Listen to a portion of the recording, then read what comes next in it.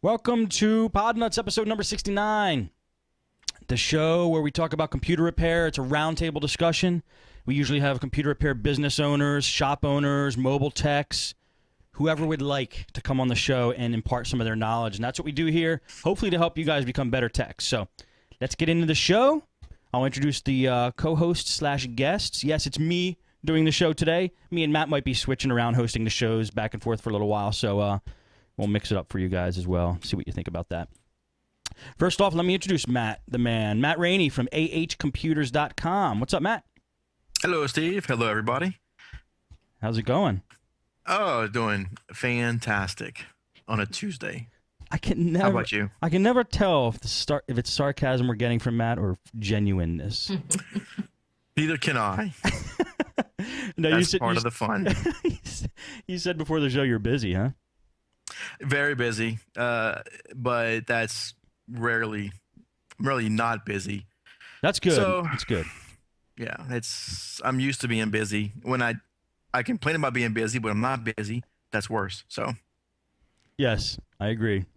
Busy is necessary, is needed. All right. Also, you guys might know Leaf Glass from NEPCservice.com. He just did an episode of Podnutz Daily. We're having him on this show tonight. We're happy to have him here. What's going on, Leaf? Well, it took me lots of time to get here, but I'm already a repeat customer. I know. You're an addict already. Oh, yeah. I've had a crazy week. Lots of Podnutzers have contacted me. Whoop. Lisa said she cannot hear you, Leaf. Okay. Lisa, give me a check 1, 2, 3. 1, 2, 3. Leaf, give me a check 1, 2, 3. Check 1, 2, 3. All right, guys, give me 1 second here. Thank you, Lisa, for letting me know that. I wish I could read lips. That's a new talent I'm going to learn because this is important. All right, hang on. Let me podcasting. Let me pause this recording. All right. Lisa cannot hear Leaf, and Leaf is on. I know what the problem is here. Leaf is on. I need to yell louder. No, don't change a thing. Oops. Okay, that's why.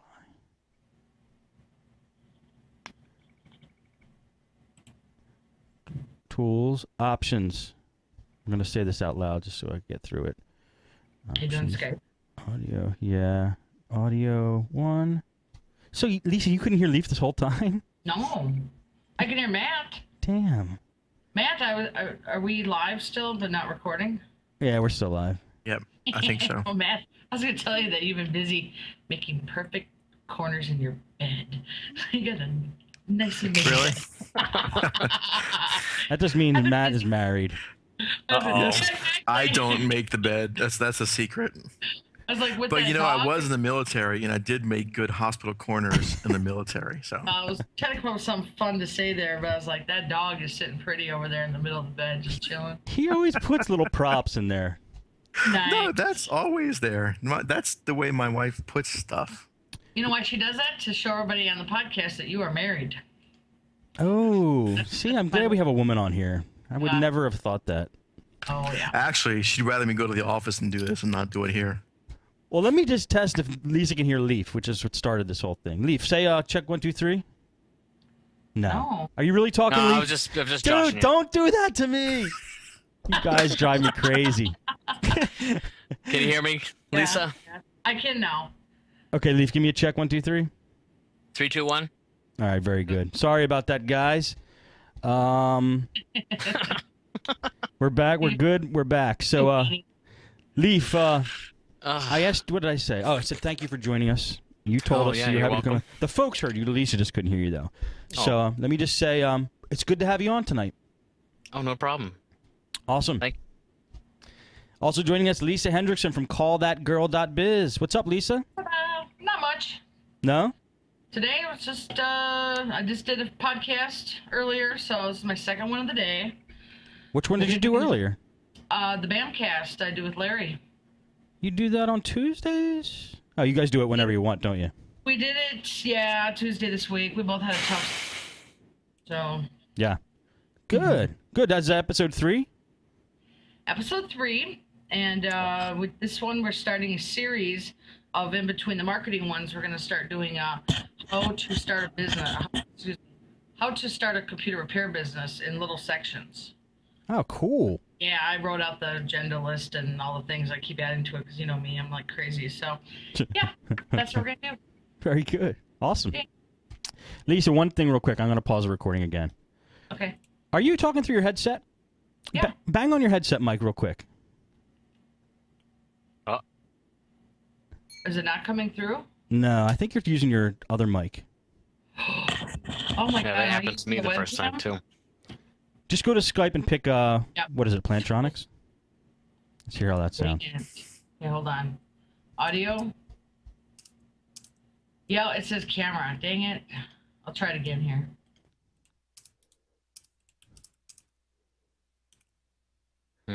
Is your mute button on, Lisa, on the headset?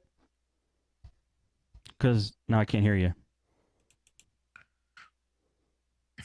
Your headset has a mute. I think it has a mute button somewhere. We're just... Okay. All right, we might have to just use the laptop mic. I can't hear you.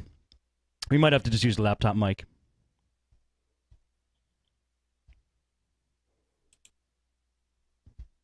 Still can't hear you. I'll let you know when I can hear you. Unless you're pulling a leaf and just moving your mouth. I thought that was the funniest thing all day.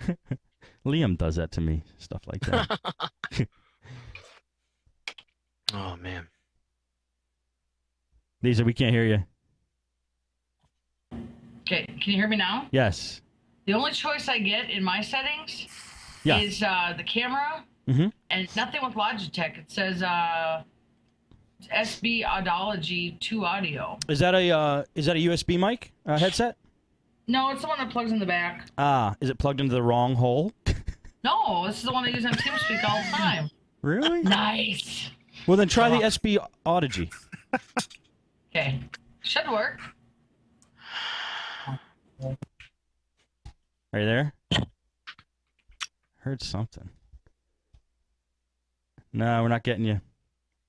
Odd. And that's the one she uses on TeamSpeak? Is TeamSpeak running? Maybe that might be the problem. I don't know. Is TeamSpeak running, Lisa? Maybe it's taking the mic. I don't know. Just an idea. Okay. All right, Lisa, just use your laptop mic. You'll be good.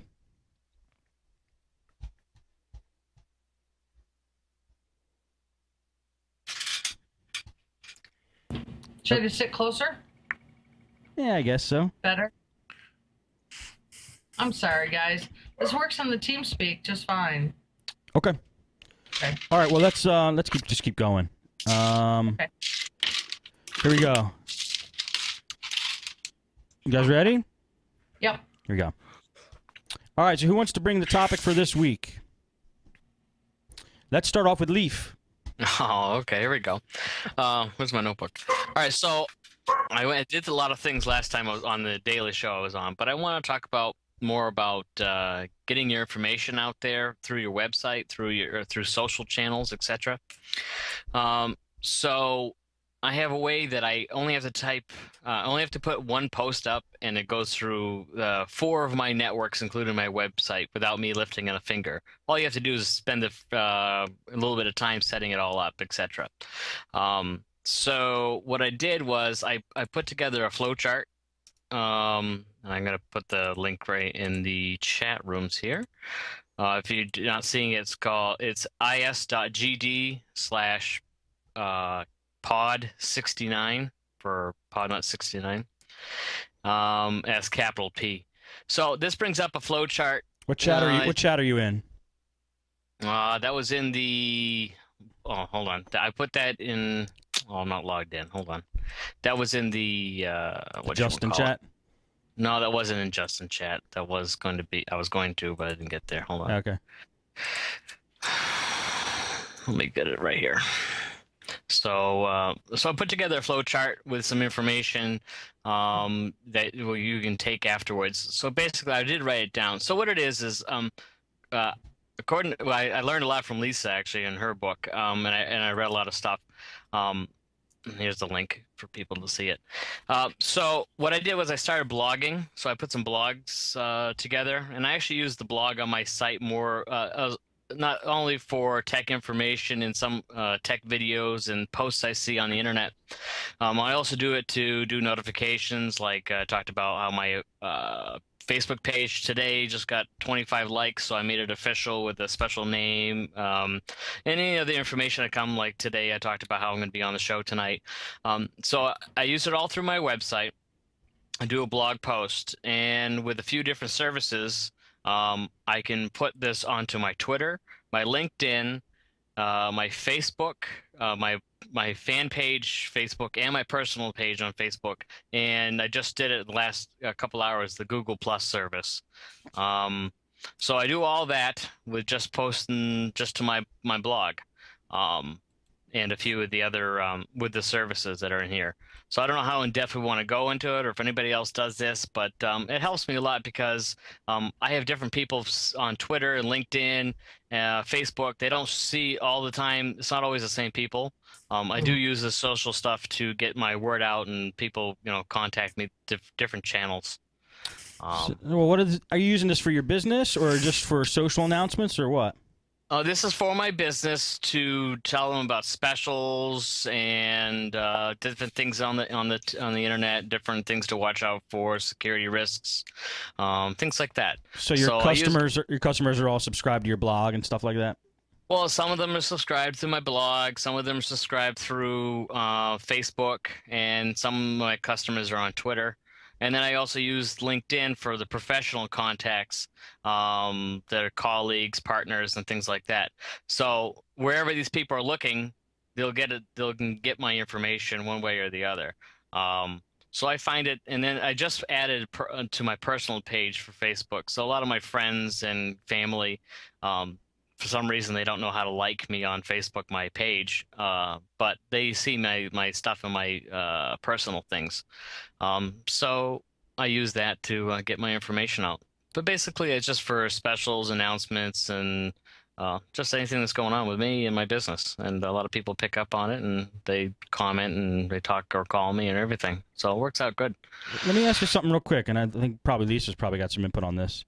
I mean, when you post to your blog, is it like a WordPress plugin that does all these distributions, or what service does all the distributions to Twitter, Facebook, Google Plus, or you just do it manually?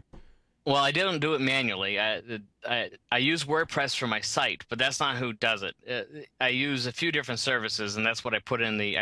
That's why I put the flowchart together, just so people could see it. I see. You got Twitter feed, graffiti. Okay. Right. So, gotcha. So what it is twitterfeed.com does the Twitter and LinkedIn, and then for Facebook I use the graffiti, RSS graffiti, and then for Google Plus, like I said, just started. I just put in the +1 button on my blog, and I do that one kind of manually. But I mean, these services are out here, and they scrape the RSS feeds basically of your blog, and they just pass all along information. So it just helps me because I don't want to have to type in the same information 3 or 4 times.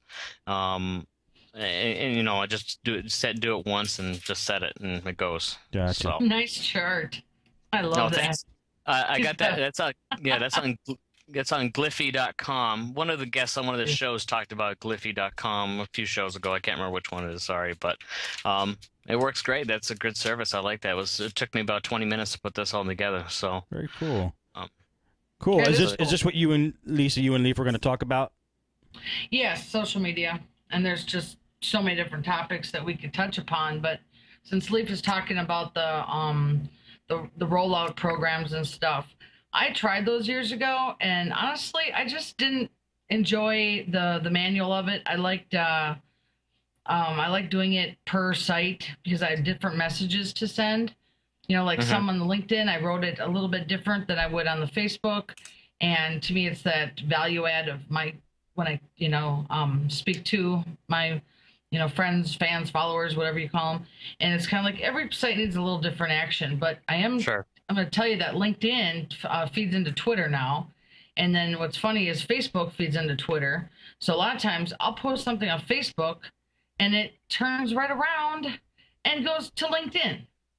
So it's convoluted, really, and I really am not into the crossover. So I might disconnect my Twitter from the Facebook because that's what is combining everything. It's a lot. I mean, the social stuff's all new to lots of people. But I like this because I know that at least my information is coming from my website. The links all back to my website, which is where I want people to go to see my rates and how to call me, and anything that gets the website out there to me is important. How many are you doing a day? Hits a day. I'm about let's see here. I was doing about 7 or 8 uniques a day. Ever since I came on Podnutz, though, it's blown up, so I can't tell what it really is these days. It's gone up to about 30 uniques a day in a week. So cool. You got to track that, Leaf. The tracking is very important. Yeah, I talked about that on the daily episode. I use stattracker.com, and it's my favorite thing to use. I can get in 5 seconds and click and see everything that's going on. So, I mean, I agree with you that different sites do need a little bit different attention. I mean, I go on Facebook a lot, and I do special ones there. I mean, it's wherever I am, wherever people reply, I'll reply there and go from there. But I mean, just the basic thing to get people back to my site is I like to have information coming from my site, and then people come in from there and whatever else is extra. Did you say? Go ahead. I'm sorry, Steve. So there's 2 parts. One is you're sending out information and you're blasting it out to your world during all these different avenues. The problem is communicating back to all these people. Now you got to go to LinkedIn and read your inbox. You got to go to Facebook and check your walls. You got to go check your messages. You got to check your fan page. You got to check your Twitter. And that's where I sent out a blog a while ago, the 25 ways to communicate with me. So that's the downside of social media. Do you answer all them, Lisa, on all those areas? Yeah, that's why social media works for me, is because I might not check them every day, but I will peek in, and while I'm doing calls, remoting, rebooting, things like that, I'm like, oh, let's go see what's going on here, and it's constantly just a lot to manage. So the sending out is great, and managing all that. It's the communications on the end to make the calls happen to get the people to book you. That was the last straw for me on Facebook when somebody emailed me and said, "Why aren't you answering me? That's very rude." They go, "I expected more from you, Steve," is what they said. And I go, "All right, Facebook account, bye-bye." And I'm like, goodbye. Yeah. But it wasn't a smart business move. I got to admit, it really wasn't, because that Facebook is just so huge and blowing up still. So, I mean, I think what you're doing is right. What, Leaf? I was going to say, I don't have too much of a problem getting back. I mean, a lot of it just goes right back into my inbox through my email. I mean, I'll get a Facebook notification, and I'll get a LinkedIn email. I mean, most of it all comes right into my email, and I use inbox 0, so I have 0 inbox. Usually by the end of the couple hours, I have no mail in my inbox, so I can see when something comes in. Yeah, that's a smart way of doing it. That's a smart way of doing it if you filter it all into your inbox. Good move. Well, I turned all mine off. I'm opposite of Leaf. So this is kind of like the great debate, back and forth of the one thing and the other thing. I turned all mine off, so I have to go to the sites to pay attention, because then I'm more attentive to that site. Yeah, but in most cases, now the services let you just reply right from there and go, and it goes right in. So I mean, like the Twitter just made a new thing where when they have a mention, you can just reply right there, I believe, or you can click a link and get right back in there. Sure. So I mean, I don't know. It's just something I wanted to put out there, just so more attention to your site, and you get people back to your site, which is what you want, so they can click the next page to get to your home and see what you're doing. And it seems to be working for me. Yeah, it seems to be working for me. So you could run it all out of your cell phone, almost. If it's all feeding into through emails. Oh yeah. I know it was on your flow chart, Leaf, but is anybody else embracing Google Plus for their business? Me. I just started it a couple hours ago. So really? Me too. And what's that like? What's your initial impressions? I'm frustrated with it, actually, because I'm thinking of it like Facebook, but I can't post to somebody's other place yet, so I don't know what it is. So I just got to take more time to get used to it, but I don't know. Okay. I already messed up. What do you mean? Well, of course I'm like diving in and trying to find out all the fun tools, and I went and invited my entire Gmail contact list, and I had like 6,000 in there. So Nice. I blew up a circle already, and then I always have to push the boundaries a little bit. And then I actually created 2 circles with 500 people in it because I can only invite 500 at a time of these 6,000, and it's all messed up already. So you can only have 500 people in a circle? Yep, you can have 500 people in a circle, and then looks like it rebuilt one for me here, so I don't have the same people. So what I did was I had invited 500 to one. It has to populate and then send out the invites to those 500 because they're all email based, and so now they're all trickling in like right now, like populating, and those people that are getting into Google Plus are now getting put in. I so see. Interesting. yes, like some has only 25, and I don't know, another one has 30. Matt, are you embracing this fully as for your business? He's just like, no. I can see the value of any avenue to get data or a message to your customers is great. So I don't have anything against it. We just don't do it at all. And I've never had one customer ask me, do you have a Facebook page? Do you have a Twitter account? Any of that? Not one. Well, you're pretty established there. You guys have had your method of marketing for a while now in place, and there's no real need for the reach, right, Matt? I mean, are you guys still? You're not like. Are you trying to expand more, or you guys content, or what? Well, we're not trying to, but we get new clients constantly with referrals. Yes, you don't even need it. No, so and to manage that, I have enough trouble in the day returning emails and phone calls. So having to respond to other avenues of communication, right now I just don't have the time for it. Yeah. It's definitely a time, it's a time thing for me, but been doing it so long that it's just part of my day now. And outside of that and all the other things, it's kind of like you got to pay attention to it. And I've noticed that when I don't have the time to pay attention to certain things, then I notice certain things starting to filter down a little bit, and then I got to pump it back up. Yeah. Because it's really is important to me, the social media. My business was built on it pretty much. So yeah, that's actually the interesting thing about you, Lisa. It's like I don't talk to a lot of techs that have built their business that way. So you always have good stuff about that, I think. Yeah, I just got invited to. But yeah, Leaf is going to follow me along. He did give me a great tip on that website.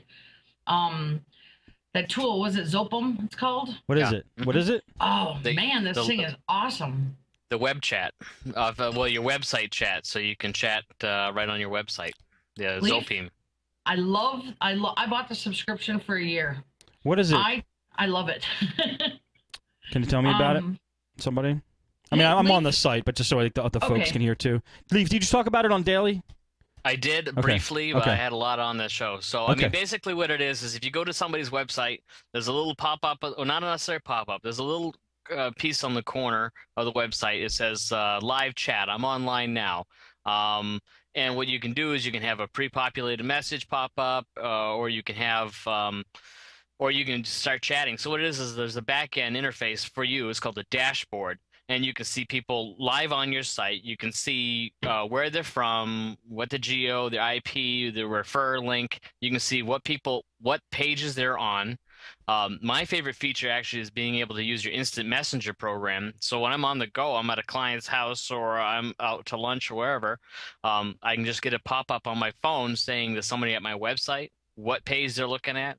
And if they have a chat, it comes right to my phone and I can chat with them live. I can pull the customer right in. It's great. Hey, Steve, I love it.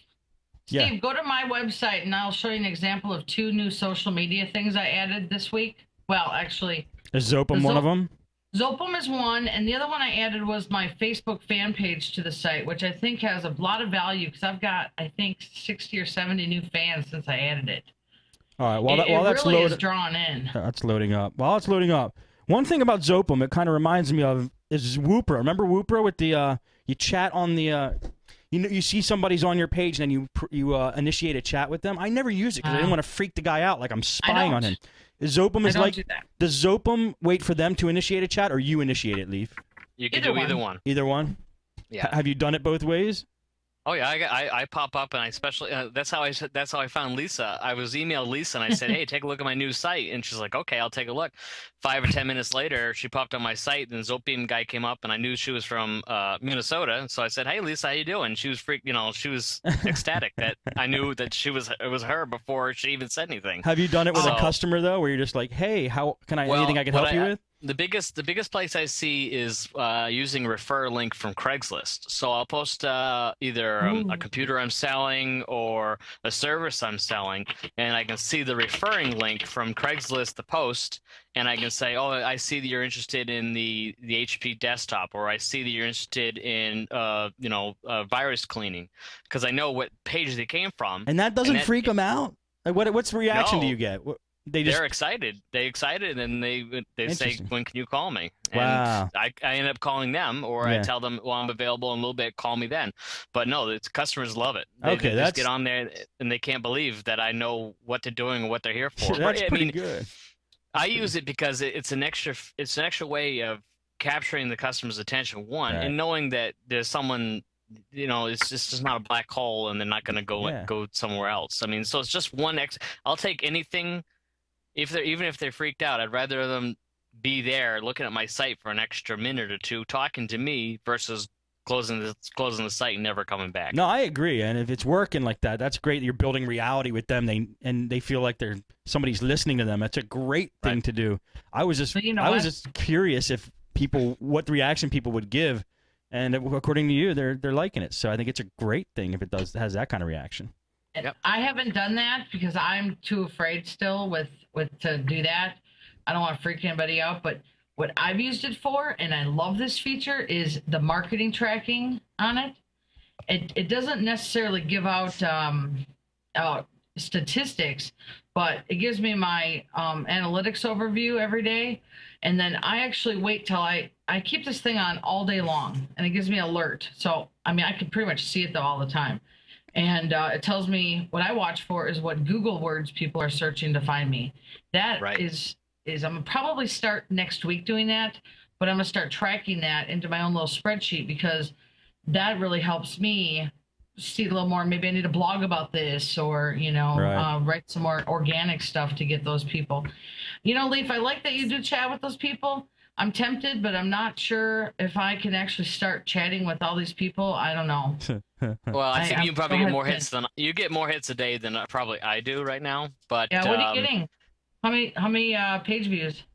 like I said before, was uniques was about 7 to 10 a day. But ever since I came on daily last week, I mean, my stats are inflated from all these texts. But right now it's like 30 uniques a day. So, That's good. but Just I mean, I wait. think Just that's wait till we I think release that's- that show. We didn't release that show Oh yet? yeah, you released it a couple days ago on Okay. iTunes, but every day is just, I mean, so I don't know, my stats are inflated right now, so, but usually it's Sure. between 7 to 10 unique. But I mean, I'll take anybody looking at my site. Yeah. Yeah. Traffic is I traffic. get my one in the last 24 hours was 337. So I'm not able to. That's a keep lot of track people to that. chat with. Yeah. Yeah. Just pick a that's few. right. And the unique visits was the visits was 185. So most of the time in my day chat, I see 3 to 5 people bouncing around and doing stuff. And let me I just say, think that's a great feature, is the visitor path. You can see when people Yeah. move to another page. So you can see these people going through your blog. You can see these people going through your remote support. And if they stay there for a couple minutes, hey, maybe this was what they're looking for. You don't initiate chat, but at least I do. And I know where people are coming from, what Google words. I mean, it's if you have the time to sit behind your website, I mean, a lot of these texts probably don't. But if you're having a down day and you got people on your website and you want to say, hey, maybe these people want to know. Yeah, definitely. Yeah. Here, If you're having you a know? down day and you see somebody go to your website, that's like having a shop, somebody walk in your door and you not Right. say anything with them if you don't initiate chat. But Oh, sometimes, Steve. well, no, Not Lisa, everyone look, do you- it. no, you have 300 people under your door and you're handling as many as you can. It's a little different of a I know. situation, seriously. But like, But the thing is, Yeah. I was going to say, if they walk out the door or they close the X on your site, you may never see them again. this is true. This is true. Yeah, but you know what though? A lot of the Leaf, the more that you get into the podcasting and the tech circles, just keep in mind that you want the you want them to come visit your site and check you out because it's camaraderie between us all. But if you miss those, there are other texts checking you out. Well, the good thing about another good thing is you can see where they're from. So I can tell when someone's from the United Kingdom or someone's from down the street. So yeah. True. I guess it's harder to judge, I think. For me, I feel that for the remote support, to me, they're all clients. Yeah, right. Exactly. Worldwide. Like everyone is going to be a client. What? I kind of like it when I see them going to my ebook part because I know I'm going to sell books, so I get kind of excited there. Hey, what plans did you guys buy? What for Zopum? There's a light plan, solo plus, team, or business. Sure. I'm gonna go see what I bought. But can I tell the story of how when Leaf showed it to me? Yes. Leaf, did I not? I think Leaf, I had it in 8 minutes. I had it set up, installed on the website, and ready to go. I think it might have even been less than that. I think you're giving yourself extra time. Wow. Well, I want to say 8 minutes because I know that we all of a sudden I was like boom, boom, boom, and I have the widgets on my website, and it was off. Do you know the funny thing is, the day I showed you that, I was chatting with you, and you were so busy with people on your site already, or was it that you were showing that you ignored me and left me there in the dust? Yeah. There you go. I showed you how to use it, how to put it in. And you were busy chatting with people already, and you never got back to me until the next day. Wow. Can't believe you did that to Leaf, Lisa. No, Lisa, you were going to talk about just 2 things on your site. One of them was Zopum, and what was the other one? Oh, Facebook fan page. Yeah, I mean, if you want to show that off real quick, I'll show you. It was just an easy widget. Up in the corner up there, it says, "Here's my fan page right here." And I had some trouble with the get it to size right. Because I need to make my website just a little bit wider, so I'm working on that with my facelift. But I'm trying to get it to fit right, and that's another thing, that fan page, that iframe, I hate that, and that needs to get redone too. Which one is the fan page? Facebook.com/call-that-girl-help-desk? Yeah. Okay. And if you like that one, that's the fan page, and that's all getting done in that iframe special stuff they're doing. I can't do those, but I added on the Facebook fan page on the site, and we just hit 1,600 fans, I think. So I know since I put this up just last week that we've gotten 50. I think it was 50 or 60. I've been keeping track, actually. I think I find a lot of people just see the like button and they just click it just so they can just say, "Hey, look, I like it on Facebook." So and they like it because then their friends see it and like it, and I'm loving it.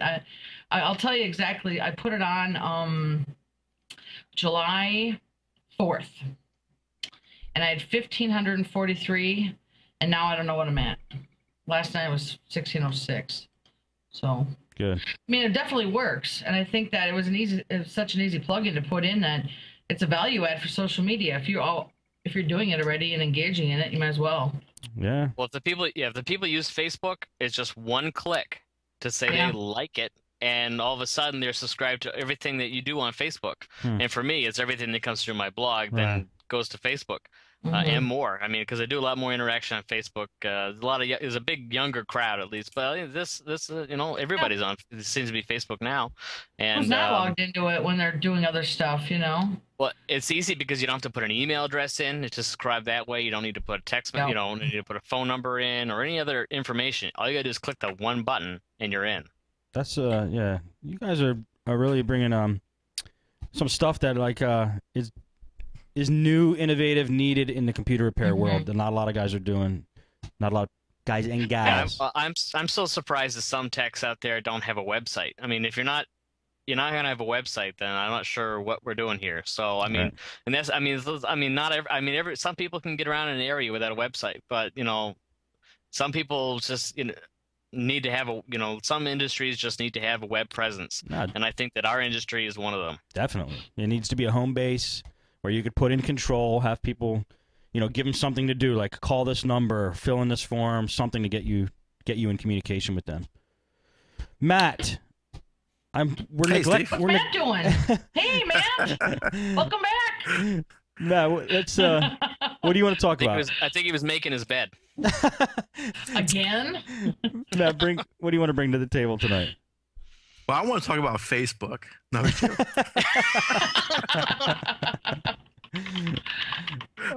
What do you want to talk about? Well, Steve, I didn't really have a topic planned because I didn't know I wasn't the host until 5 minutes before the show. If you don't have nothing, that's cool. We'll keep talking about social stuff. Did you think of I any? love talking about social stuff. Did you? You're just listening. You're not talking. I'm very social. Do you have a topic? No, or not? you know what? I had one, Steve, but then you talked and you made me lose my train of thought. Well, keep talking. Let me see here. I thought I had. Let me guess. Small business server. No, that's tomorrow night. Okay. Yes. Okay, I have something. Yeah. And this is something that somebody emailed me today that thought we could talk about on this show. And it was what people do for backups for residential customers. Ooh, excellent topic. Now, Oh, you going to talk, or you want our opinions? Yeah.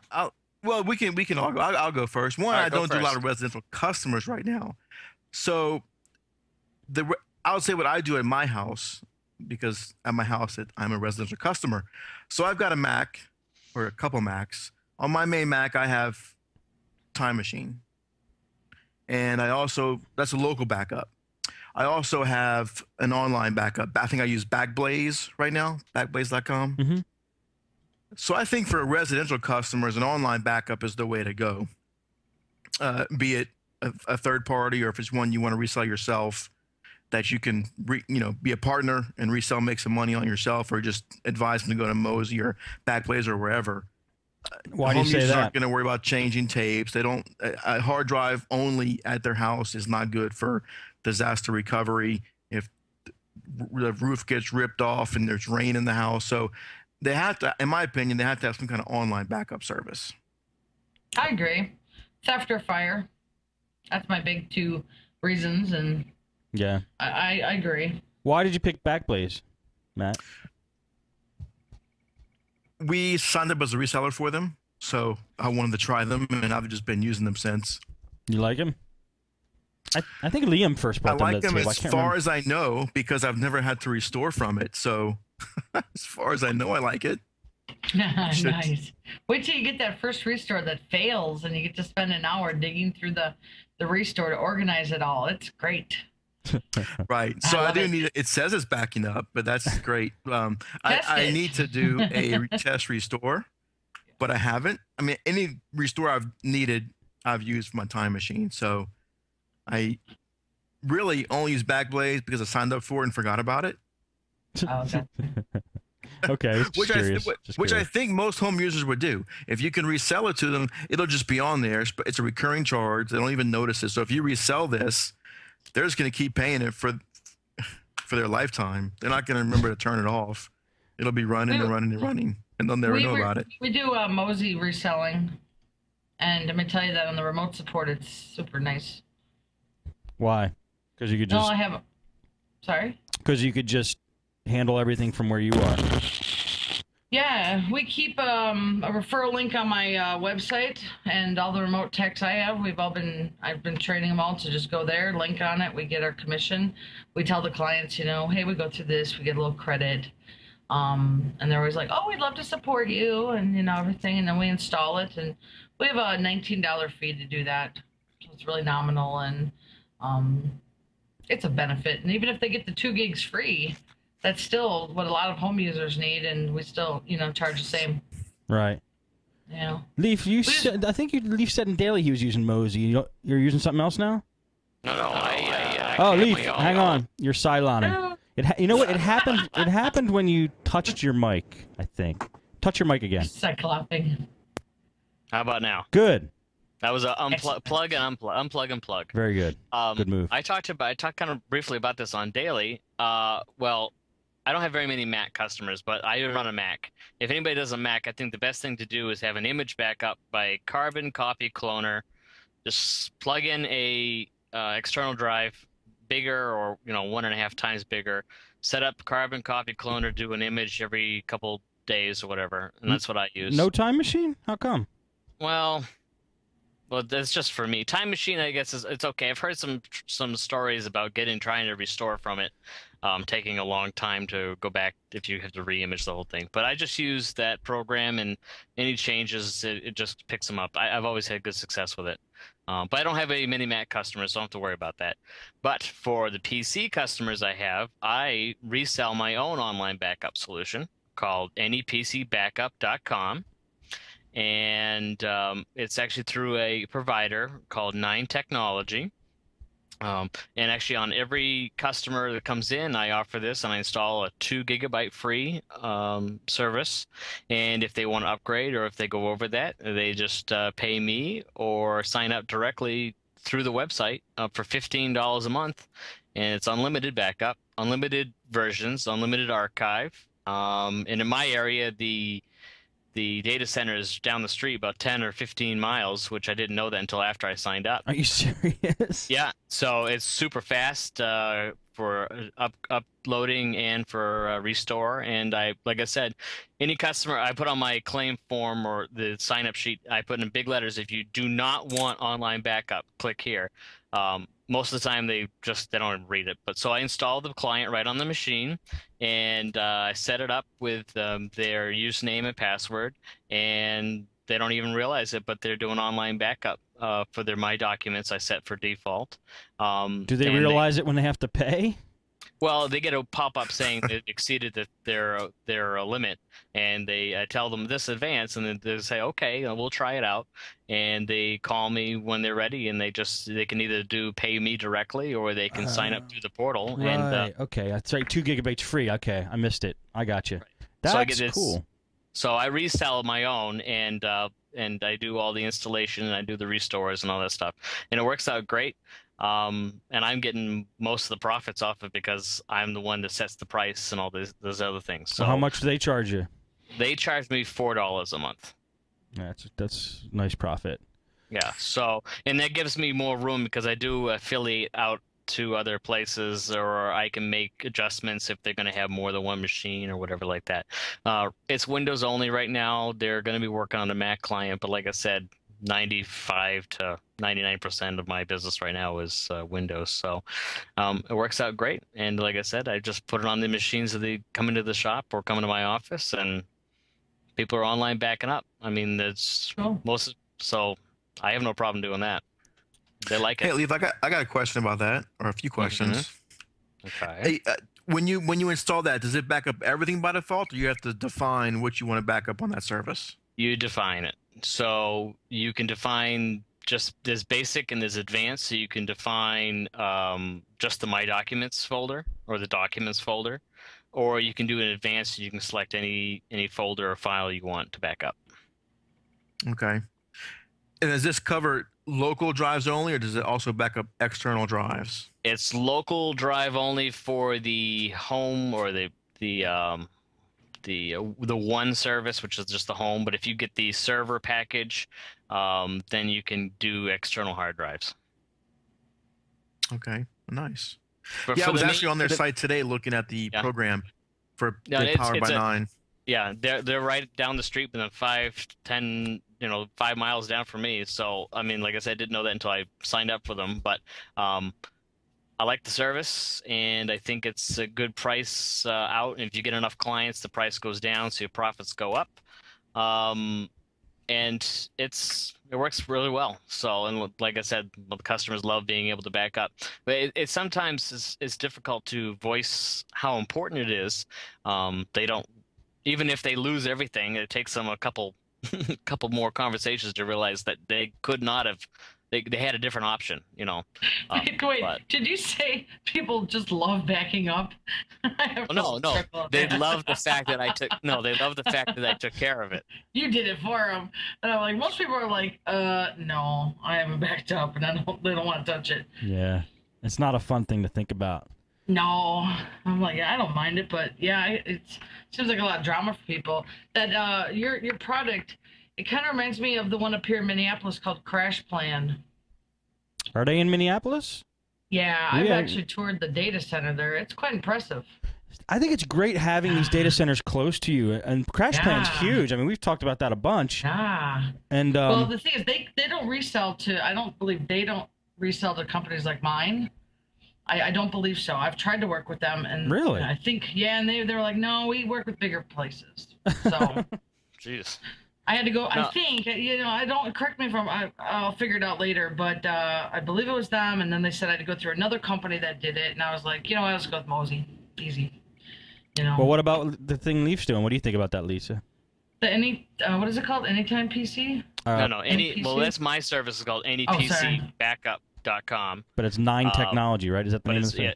Yeah, it's backed by 9 Technology, which right. So they're the ones that do the back end. They host. I don't have any customer data in my computers or in my shop. It all goes to these guys. They have a big data center that do all the redundancy and all this other stuff. They're the ones that do it's all based on them. And it's just a white, it's a, I don't know what to call it, but you put your branding on their product. And did you build that? Did you build that site? Which one? NEPCBackup.com? I did, yeah. Yeah, that's cool. I actually like the fact that you could brand it, but I still think that that big selling point is that they're down the street. Like, you could raise hell if you need to, and not like for example, I lost a disk software for a piece of hardware I have that to get you guys pumped the video that you guys are watching now. The guys on Skype, they could see what's happening in real time.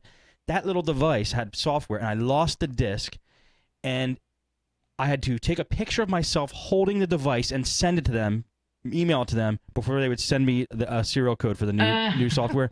Nice. Now, if they were just down the street, I could just run down there and be like, just give me a new disk. I mean, so like having things locally is really good. And when I was at my shop, some local guys approached me on a backup solution, but I was actually going to have the server in my place, and I just didn't decide not to do it. But I think it's a great idea if you are going to go with what you did, Leaf. If you know the data centers within driving distance, I think that's a plus point. No, it's good for the server product. You can upload your somehow they do it. I don't have any customers that do it yet, but you can use an RDX drive and get all the data that way and just send it to them, so they don't have to upload it over the internet. And then you got a baseline, and then you can do that from there. Wow! So that's nice. So I could actually get the data and drive it down there. That's pretty cool. So. No, I was really psyched, and the guys that are over there are very, very nice to talk to. They have webinars, and they are always available, phone, email, whatever. And they're nice. It seems like a nice company, and so far so good. Very cool. Cool. I might actually put on my list to look at. Then I could have Leaf go get their data for me. Remote it and get it over for me.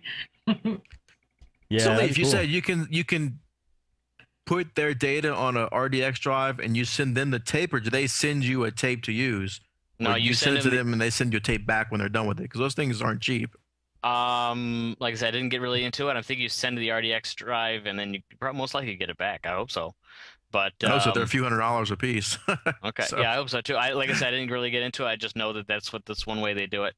Is that you can send them an RDX drive to get your baseline of your backup done, and then so you don't have to upload over the internet, and then go from there. But I could check on that. But like I said, I don't have any server customers right now, so and they're right down the street anyway, so there's not going to be much time, at least for my area.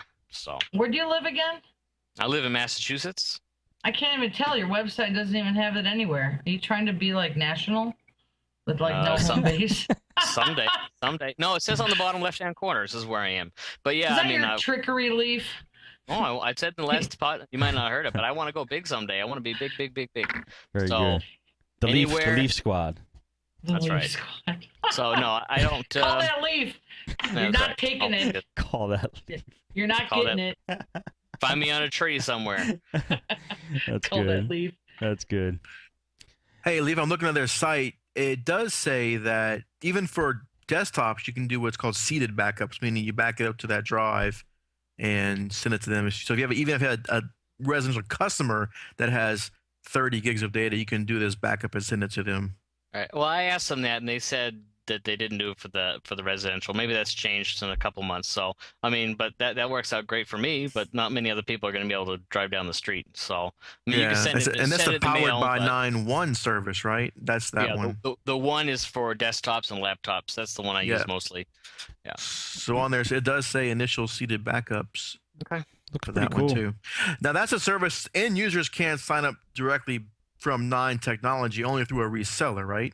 I believe so. I don't think that there's. Yeah. I don't think they do. I think they just brand out. A popular one that's, well, I actually found it through another one. This is that they do low. So I mean, $5 a month. So they're not making much extra on it. It's a similar one. It's called SwissDisc.com, and there's actually a few other techs I've talked to this week they found me before. That are using the same service, and they have different. You set your own price, so whatever price you want, you know what your area and how much these people are going to pay for your data. Hey, don't put the Swiss Disc up there. I'm trying to compete against them. Oh, sorry. You know what? Nine Technology has a better site anyway. It's green. It's nice. That's right. So I mean, that's. I don't know. Sorry. It just cracks me up. Hey, I got a question for you guys. What do you think about, are you guys getting in any tablet repairs these days? Is that a market that's started yet or no? No, Not here. No?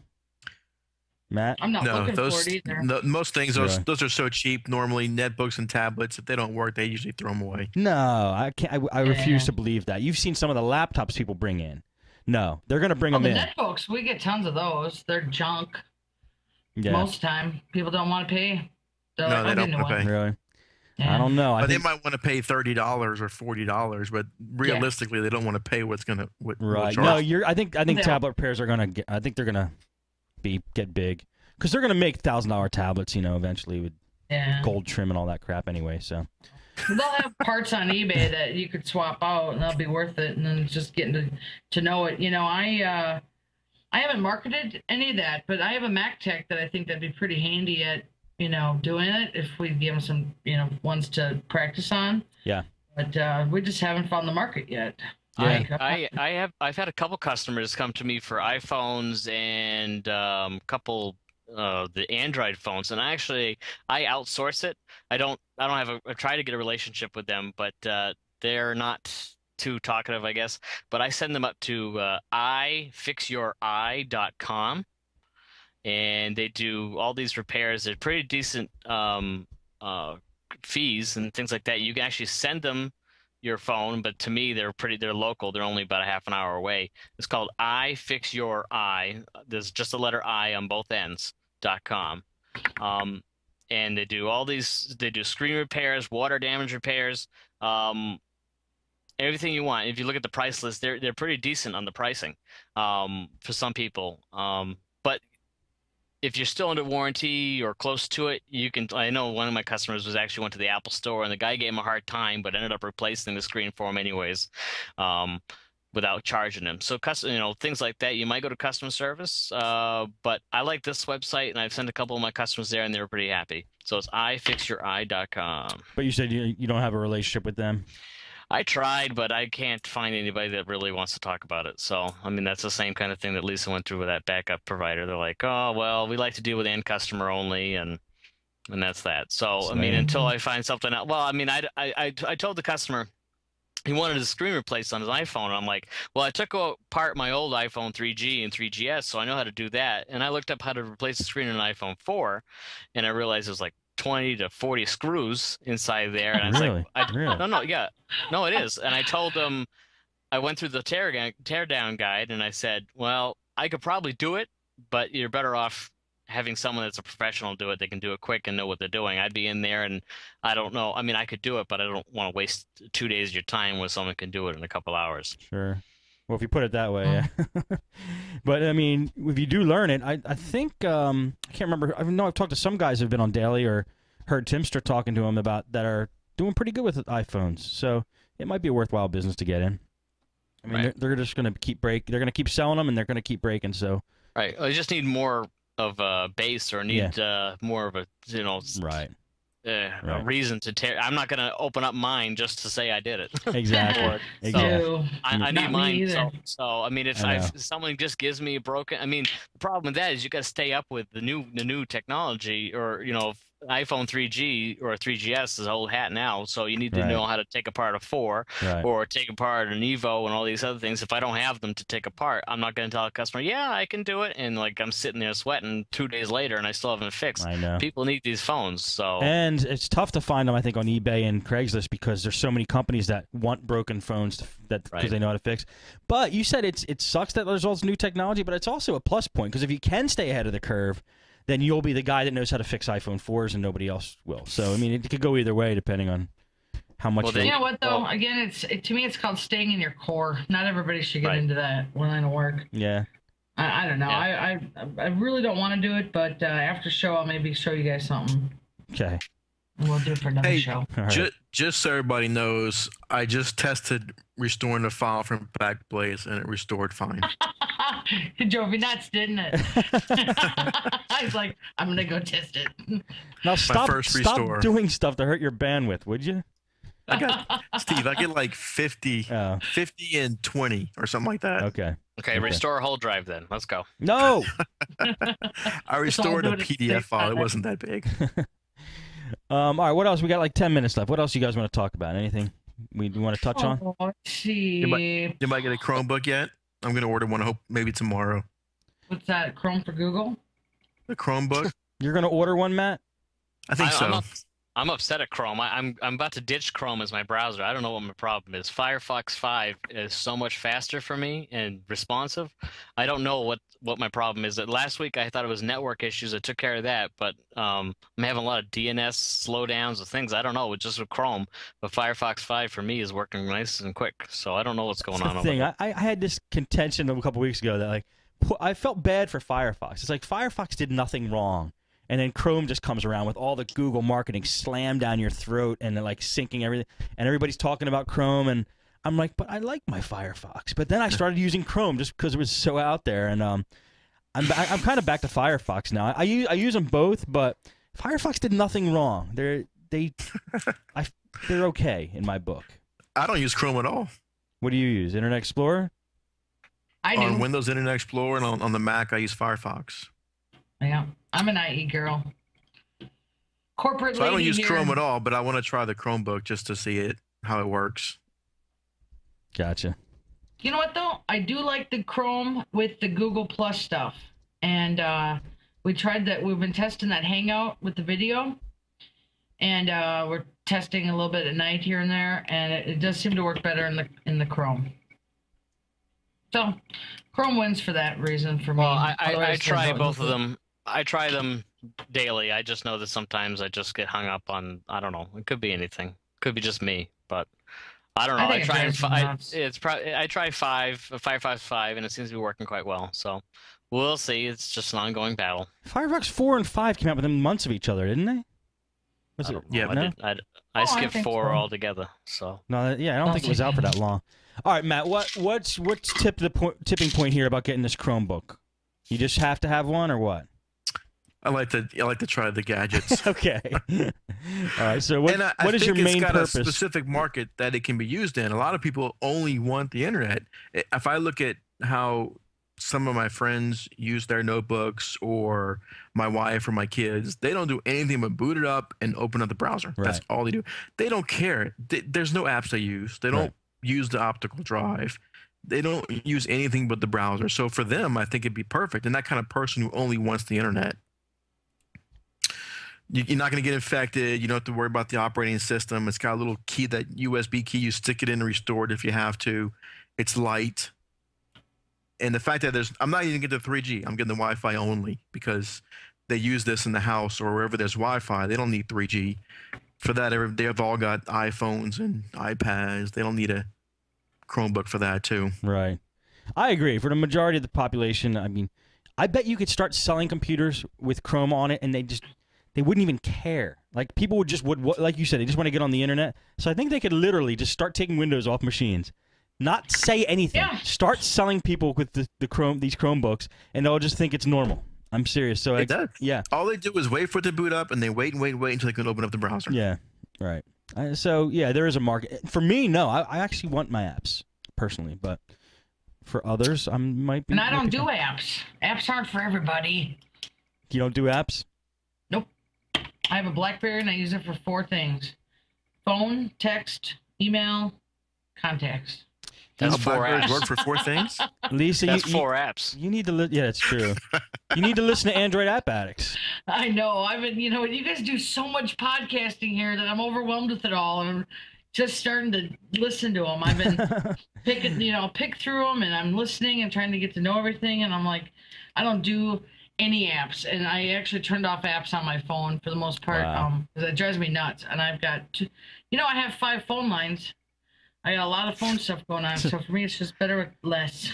Yeah. Well, that Less was is less. I wouldn't be as interested in apps if it wasn't for that show and people just telling. Yeah. It's that show is just people saying, "Oh, this is the coolest thing. You got to check it out," and like that happens just for an hour, and then you're like, "Oh, I have to get all these apps." So, if I didn't have that, I'd probably be appless as well. But Oh, well, you know what? I did try it. I did try apps, and I just drove me crazy. I like Cool. doing things on the computer. yeah. My command center. Now, you say you tried apps. You tried apps where? On the BlackBerry? On the BlackBerry, yep. I'll tell you exactly. Oh, that's your problem right there. That doesn't I know, count. well- That doesn't count, Matt. I honestly, you know what? I had a hard enough time getting used to this new phone. I had a BlackBerry Pearl for 4 years, the same one, and I dropped it 20 times over and over. So Well, you I'm should like, drop that "Man, one and get an Android phone too. Yeah, I got the warranty. I so agree can't with Steve, return except it. drop it and get an iPhone. I don't What? even know where my apps are on here. That's right, Matt. You're an iPhone user. The top row are iPhone users here. I'm switching you guys around. You're going on the bottom. No, we're right where Well- we should be. iPhone, iPads. Yep. You guys have Macs, and I Yep. apps are for Mac people, in my opinion. But I I know have Macs too. I like Mac computers, but I'm actually really mixing it up these days. Linux, Mac, PC, all around. So Oh, that's good. I had my effort at Linux, and I still need to make a comeback. yeah, there is, like I'm you gonna said, do that it. there is only so much time to do things. And then I'll do the podcast Linux for the very, very, very beginners, Okay, because that's gonna be a show one day. it probably will be with 3 varies. The 3 varies. All right, let's wrap it up here, guys. Let's go around. We'll say any last comments, Matt. Are we doing tips? No tips? Oh, okay. Let's do tips. One tip. I forgot the format. I'll start with the tip. Actually, this tip was brought in from a tech that I talked to today from Nebraska. I think it was in Omaha. His name is Rob, and he wanted me to talk this because he brought this up, and I didn't think before. He had some language barriers between him and a customer, and he was trying to convey how to say that he needed to replace the board, etc. But he didn't know how to really say it because his English was very poor. So he actually used the Google Translate service, was able to type up his email, click it to his language that he was looking for, and send him an email. And the customer actually was able to understand it and came to him and actually got the job completed because of that. So just a reminder, don't let a language be a barrier if there's tools out there like Google Translate. That's a great tip, and I'm such a culprit. When I get because I'm used to scams from like other countries, and so when I get I almost equate poorly written email as a possible spam email. So I have to really get over that, my intolerance of that, and realize that there are people that don't speak English that need help, and it's legit. But especially with the laptop repair videos, I get so many emails that just come from everywhere, and sometimes they're just like ridiculous. So, yeah, that's a good tip, and those tools definitely. Yeah, that was sent. That was sent to me by Rob at aplusomaha.biz. B-I-Z. Very good. I love .biz. Any other tips, Matt or Lisa? Any tips before we leave? I wasn't prepared for a tip, but Just give one. Just give one tip. let's see. I guess I That's okay. No That's okay. pressure. Stay social. Sorry. That's right. Stay go to safe. Matt. Go to Matt and Steven. I'll come Matt up- doesn't have any tips. You kidding me? He was supposed to be the host today. Matt, what do He you doesn't got? have- You have any tips? I was taking the, as Steve calls it, lazy host route. I didn't have a tip Nice. prepared, but I have snuck can't- through. Hang on, I I've- can give you. I Go can ahead. give you a tip though. Go ahead. Yes. We're techs. We need to learn user speak, and it's so frustrating when I try. It's like a different language. I wish it was Google Translate for the way users speak. Yes. Because when they say my modem's not working, they mean their computer, right? Or their mouse, or their fax machine, or it's something other than what they said. It's impossible to have that because everybody has a different language for what's going wrong with them. I had 2 calls today. One told me their modem was down, and one told me their mainframe was down. Oh, their mainframe. There we go. My mainframe is down. I said, wow, we better call IBM for that. Yeah, there you go. Let's call the old 800 number. So I just have to ask them, okay, well, explain to me your process. What are you turning on? What are you clicking? What are you doing? Just to figure out what they mean. And it took longer to understand what they meant than it did to fix the problem. So users. So wait. What's the tip then? Don't Listen. Well, one, learn user speak, not tech speak, and a lot of times you have to listen to dig in more deeper than what they're saying is a problem. They say their modem's not working. It's easier for me to think, oh, modem's not working. Well, let's check the lights on it. Is it syncing up? Is it got a DSL light or cable light? But don't start with the troubleshooting. Go back a step and start at the beginning to see why they think whatever they think is not working is the problem. So take it back a step. I have a tip that goes along with yours, and it's kind of a what I do with remote support. When people, when they call, they're like, their internet doesn't work. Well, we know that it could be malware, could be lots of things on the computer side. So what I tell people is we troubleshoot it first as malware, just a couple things here and there, and then I tell them that think of your cable modem or your DSL unit, which when I explain it, I said it's like a train. You unplug the cable modem first for the power for 1 minute. Then you go to the router after that. Well, sorry. You do the modem for 1 minute, plug it back in. Then you go to the router and unplug that for 10 seconds. And then you restart your computer. And that's usually, it takes about 5-6 minutes. And then I feel like at that point, it's a full troubleshooting from cable to computer. Does that make sense? Yeah. 1 minute, 10 seconds, restart the computer. Poof. Then I know what I'm dealing with. The modem usually needs to be kicked. That's a great tip. Yeah, I did have one. Thanks, man. I've trained all I have these a guys. quick tip too. If a customer calls and says, "I think my modem's not working," don't tell them, "Call me back when you're sure." Don't tell them, "Call me back when you're sure." Yeah. Have you done that? I think it's not to paying customers. All right, Matt, where can people find you? They would like to listen and if they would know more like about to, you. the best place to find me is on Podnutz Pro. Small business podcast comes on Wednesday nights. You can email me at matt@podnutz.com. Very good. Well, thanks, Matt. Leaf, how about you?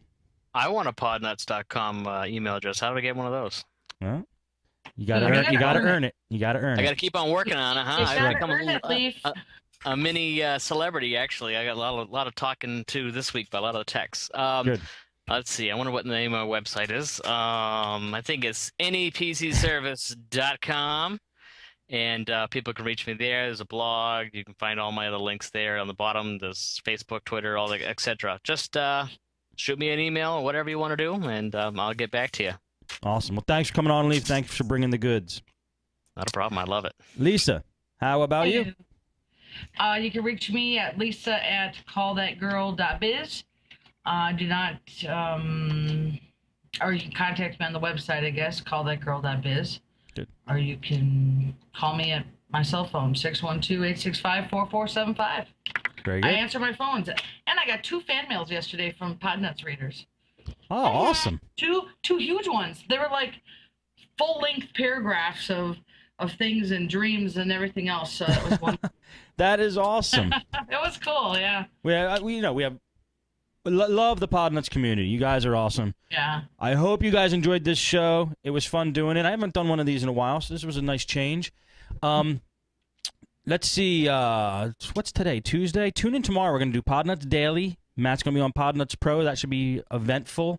If you want to send us an email or to read on the show, send it to mail@podnutz.com. If you want to send us a voicemail, You can call 7076-PODNUT.